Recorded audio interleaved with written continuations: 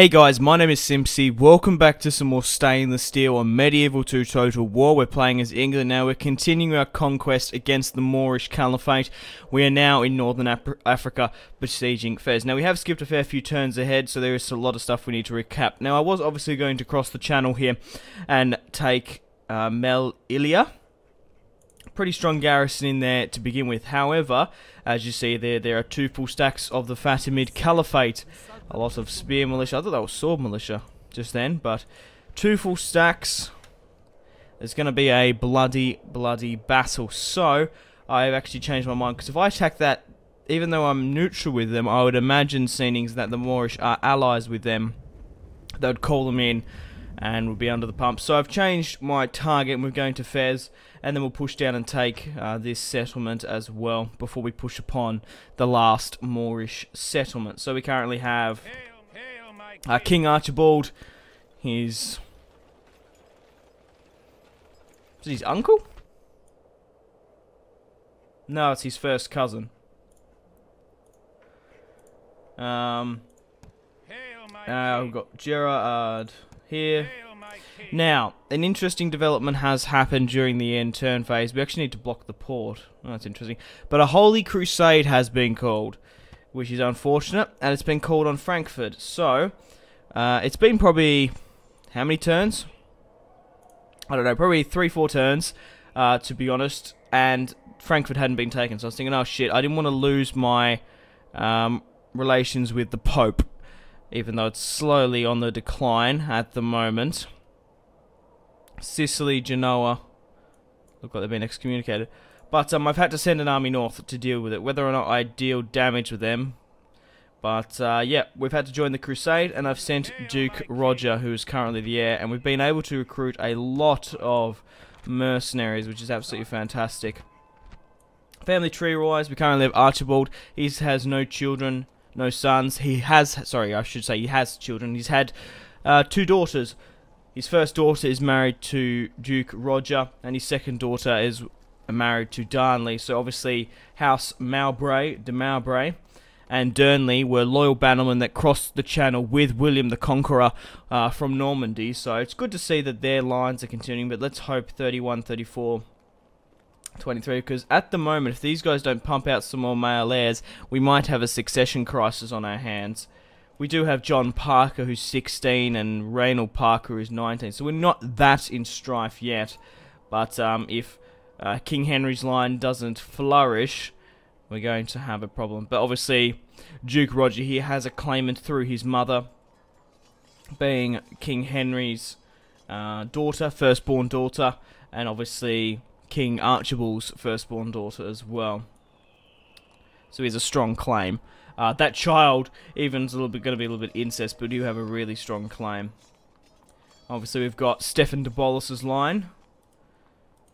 Ellis and Perkin haven't been married off. We're going to have to do that, or otherwise the cadet branch of de Bolis, Christopher Parker here, who's had a fair few children. Obviously, we've got Robert's line as well. Simon's had a fair few daughters. 2, then Edward. Gerard's had 2 sons as well.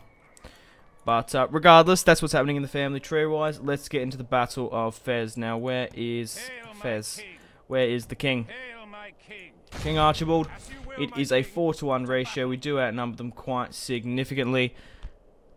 The Caliphate Tier, the faction leader, and we do have another high prominent general, Lord High Chancellor. Units-wise, 4 lots of spear militia, 5 lots of Numidian, 3 lots of camels. What's in the general unit? Just there, obviously their Cataphract's bodyguard, and they do have their trebuchets. So, let's fight this one on the field. So guys, if you still are enjoying this Stainless Steel Medieval 2 campaign, the mod will be in the link in the description if you want to download and play along with me. I'd really appreciate it if you could leave a like. It's a great way to support this series on my channel, pushes my channel out there, exposes me to new subscribers, and it's a great way to show your appreciation. And let me know if you guys still are enjoying it. And also subscribe to keep up to date as well. I'm going to keep everyone on the defensive because I only want to send in the King's army. I don't want to lose any generals. I was banging on about having possibly a succession crisis. We can't afford to really lose anyone. But let's get into the siege. But so far, tactically, it's been quite sound. Attacking the Moors. Who are we missing here? Fair few more.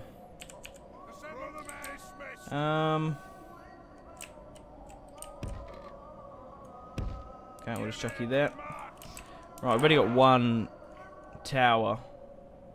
Okay, we'll have to deploy that on this side then. Archers, we have none. Cavalry-wise, we'll rally up with Simon and King Archibald, obviously his first cousin. But let's start and get everyone up on the walls.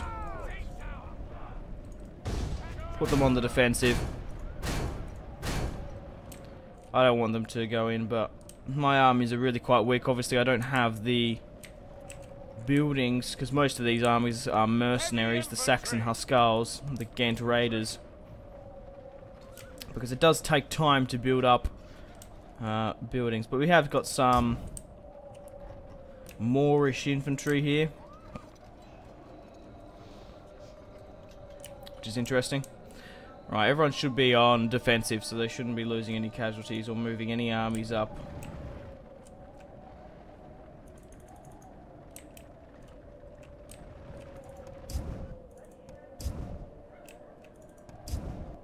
Our men have reached the walls. We'll just let Archibald push up. But, okay, what are they doing here? Drop the ram and charge in. Quick, quick, quick, go, go, go, go. Oh, they bastards, they duped me. Our siege towers have reached Get back on the ram. Now the butcher's work begins. Right, where are those trebuchet? They are in the town square, but they're not getting any shots off. You would think that would be one of the first things to deploy, but we've got the macemen coming up here.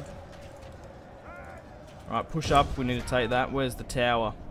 The tower looks like it's going to be uncontested, and these Saxon Hussars can push straight and right in. So they put their Numidian spearmen and obviously got their camel riders. It's cool to see the banners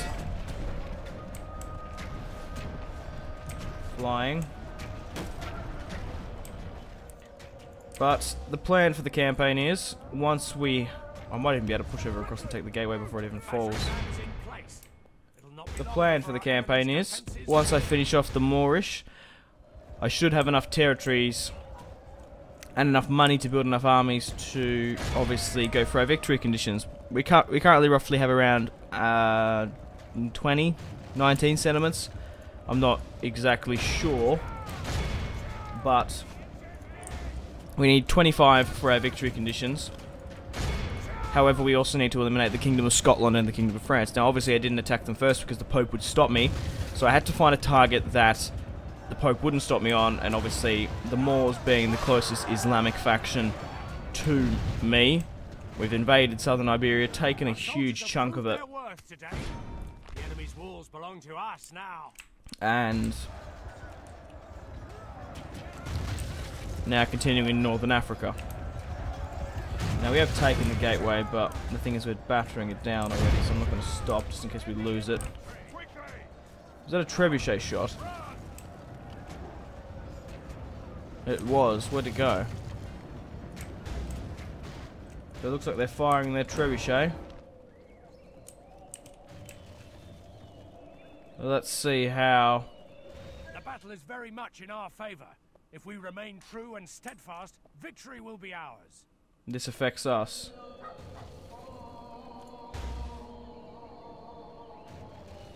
Okay, they're not really doing anything. Alright, how long to the walls? 63%.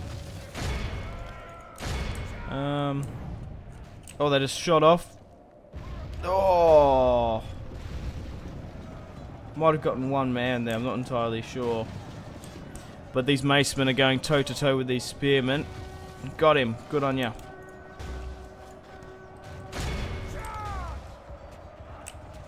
'81, so let's send in the men. Let's get in. let's get out, and then we'll get paid. What the hell's Gerard shooting with? Oh, we've got ballista on this side. Oh, nice. They're defeating this arrow tower there. That will obviously reduce the number of casualties. 76%. But my men are moving. Alright, how are we going here? Fighting off their camel riders. We've broken the town. Sorry, the gateway. The causeway is clear. Let's push head on into the... to attack the trebuchet nearly. We've lost 2% of their 11. But we've also got to do going back to the tactics. So I think I'm going to surround all the settlements in France and in Scotland. We'll all take it out in one fell swoop. And then we will also send an army to Jerusalem. It's going to take a while for that. So we are coming to... not the end of the campaign just yet. We are slowly making our way towards the end. So let me know in the comment section down below. What would you like to replace this campaign? Doesn't necessarily have to be Stainless Steel, but I want to get... I don't hold a vote. I like to get a general consensus, because I obviously like to make the overriding decision. But your comments and your feedback heavily influence that. Because the thing is, I think you have to choose your campaigns you want to play. You have a lot... oh, fuck me. Yeah, push into the town square. Go, go, go, go, go. Don't fucking worry about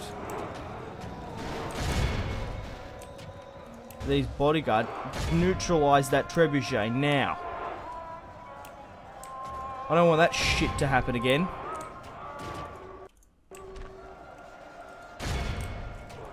Right, as I was saying, before I got pretty fucking angry then. If we continue like this, we bloody hell. But now we're in a close enough position, there's no way they're going to even... well, they could get a shot off there.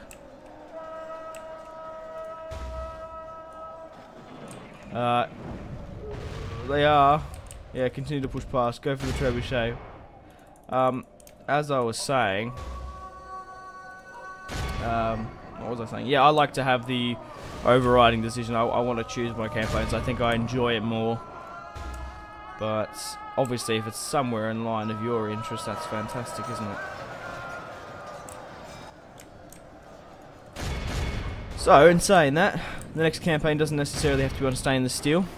I've only done 2 campaigns on it, though. So there's still a hell of a lot of factions.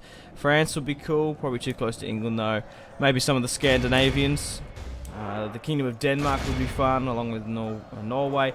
Or maybe, we've killed an enemy general. Fantastic, that is not the air though.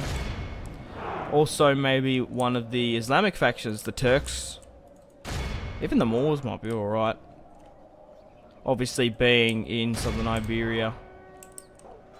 In northern Africa, you'd have a pretty... if you conquer Iberia real quick. Obviously, Kingdom of Leon. There's a lot of really cool factions.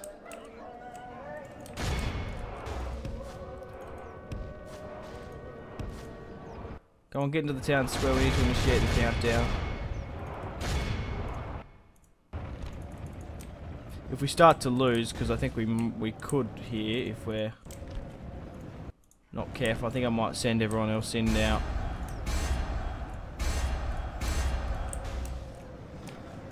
Because we are surrounded. Mind you, we did have 1 full stack take on 1 full stack, so...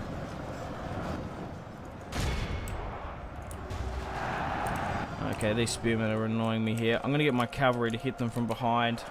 Because they are dealing some damage to me. Just being surrounded here.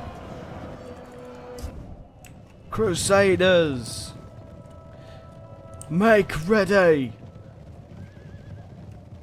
Nice panning shot.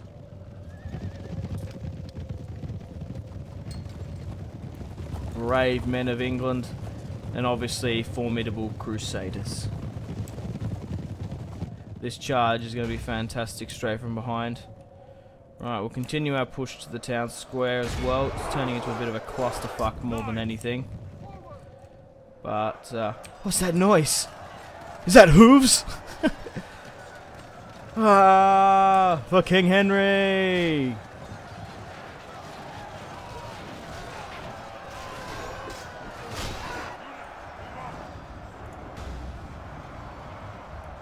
And I imagine that should rout them. Hopefully. We'll just have to find out.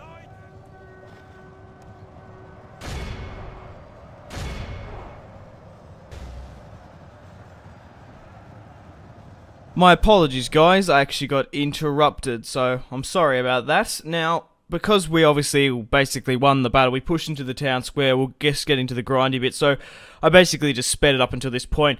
Nothing really much happened at all. Well, obviously, we killed the heir, but my reinforcements came in. We weren't going to lose the battle. So King Archibald deployed 1,643, lost 829 on the field. That's pretty good.